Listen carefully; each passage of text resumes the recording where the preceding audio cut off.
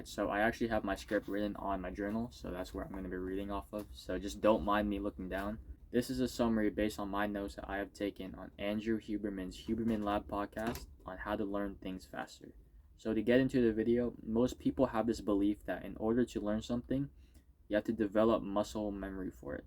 However, this is false because muscles do not have memories. Rather, it's neural memory that allows us to remember how to do something. So to actually develop neural memory for something, you have to create plasticity, which is the ability to adapt and mold yourself to change according to your environment or the action that you're trying to learn/perform. And to actually build neuroplasticity, you have to make errors. Those errors are the basis for neuroplasticity and learning. Making errors over and over again shapes your nervous system into performing better because these errors transmit neurochemicals that tell your brain, hey, something is wrong and we have to correct that. From there, your brain will automatically find ways to perform better. You can also leverage things like frustration and dopamine to aid your learning. In fact, you need to be frustrated in order to learn something.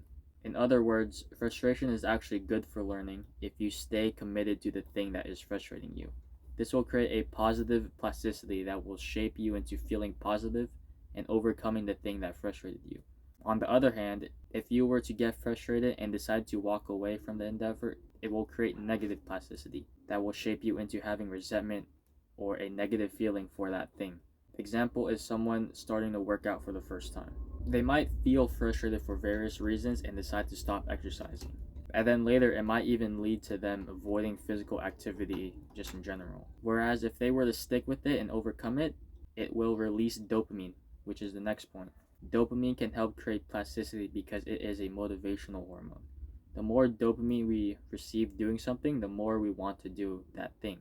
However, this plasticity is different for different age groups. For adults, it is easier to learn something by making small errors through learning small pieces of information. And for people younger than 25, you don't have to do this as you can learn with a bigger load. And Andrew Huberman also has his own advice for people at this age, and that is to learn as much as you can about as many things as possible. In summary, for a summary, make lots of errors and tell yourself that these errors are important for your overall learning. And that is everything. I hope this video was helpful. Thank you for watching.